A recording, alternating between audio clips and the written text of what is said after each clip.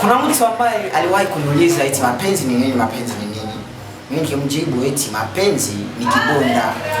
Mapenzi yani ni kidonda. Mapenzi unajua ni kidonda sana tena sana.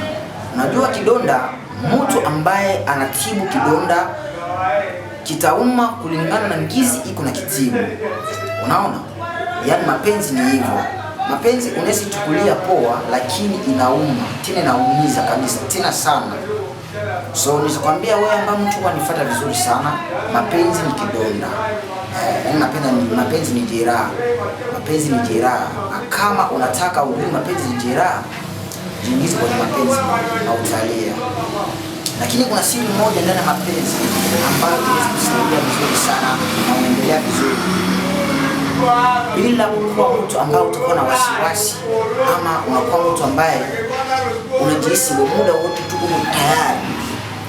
Mapenzi inaumiza. Inatosha mtu kwenye focus. Kama ulikuwa unatumika kazi nzuri, utakuja kukuta tayari umepoteza kazi. Sababu gani? Ulifuatilia mapenzi sana kiundani. Na mapenzi huwa inasaidia.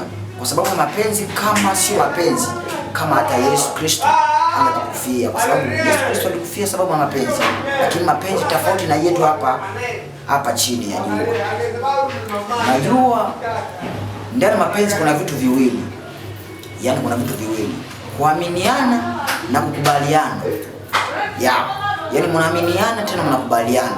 Kwa sababu isikuwe kama mko nasukuma mko nasukuma mkokoteni alafu haujui kama mko naishia nao wapi.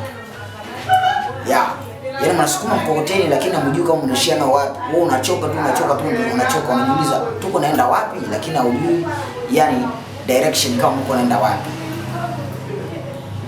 Yaani ni hivyo. Hapo